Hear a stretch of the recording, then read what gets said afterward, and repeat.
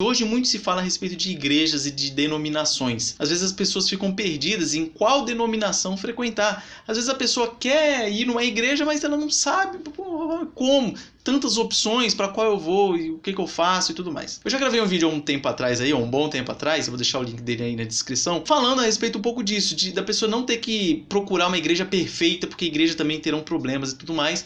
E que a pessoa tem que procurar uma igreja bíblica, uma igreja baseada nas Sagradas Escrituras.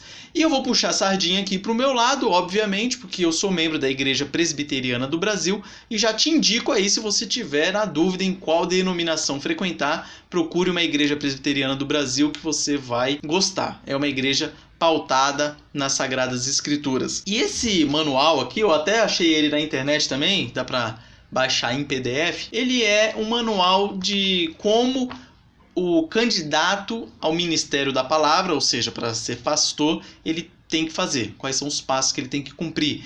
Para você ver como que a igreja presbiteriana é uma igreja séria. Aqui você tem diversas etapas a respeito desse caminho, que não é um caminho tão simples assim. Então, para a pessoa ser ministro da palavra na Igreja Presbiteriana do Brasil, ela tem que cumprir diversos requisitos. Para começar, se a pessoa se sente vocacionada ao ministério, ela tem que ter alguns requisitos, por exemplo, no mínimo 3 anos de membresia na igreja, e tem que ter uma vida ilibada e tudo mais. Aí ela leva isso ao conhecimento dos oficiais da igreja, ou de algum presbítero, algum diácono, do próprio pastor. A partir daí, você vai ser levado, esse caso, ao conselho da igreja. Você sendo aprovado pelo conselho, você passa a ser aspirante a candidato. Aí, sendo aspirante, você começa a ser acompanhado por esse período, começam a ver as suas condutas e você já tem alguns requisitos a serem cumpridos, por exemplo, algumas leituras obrigatórias, que aqui no manual vai falar de algumas. Você vai ter que, por ano de preparação, ler a Bíblia pelo menos uma vez. Você está no período de aspirantado. Terminou esse período, você é avaliado pelo conselho, sendo aprovado, te mandam para o presbitério. O presbitério da igreja presbiteriana é um conjunto de vários conselhos de várias igrejas aí, para facilitar o entendimento. E aí você vai ser avaliado lá também.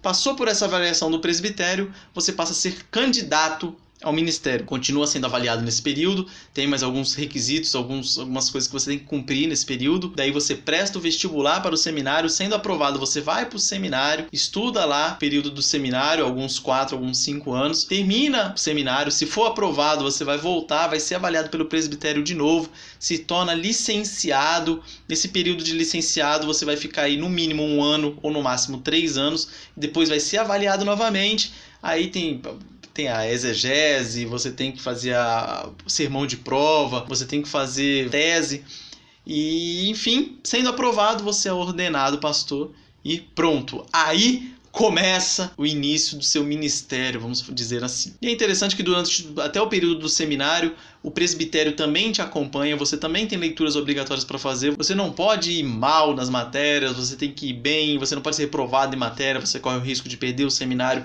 caso comece a tirar as notas baixas por lá. Enfim, você tem diversos requisitos para serem cumpridos. Além disso, quando você vai para o presbitério, você tem que apresentar um laudo psicológico e um laudo físico. É interessante aqui que no final desse manual, ele mostra conteúdos para exames orais em presbitérios. Você vai passar por um exame lá oral. E aí tem os conteúdos, por exemplo, e algumas perguntas, né?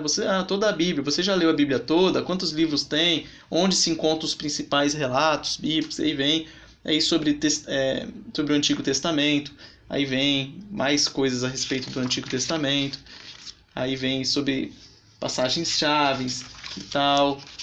Olha que interessante. Daí tem a parte da teologia e símbolos de fé, enfim, bem completo. Só para você ter uma ideia de como funciona, assim, a grosso modo, dando uma pincelada, como funciona a pessoa que queira ser pastor de uma igreja presbiteriana do Brasil. Dentre as leituras obrigatórias, eu estou até dando uma lida também no manual presbiteriano, é bem interessante. Esse manual presbiteriano que eu estou aqui, peguei emprestado do meu pai, ele tem várias obras nesse manual.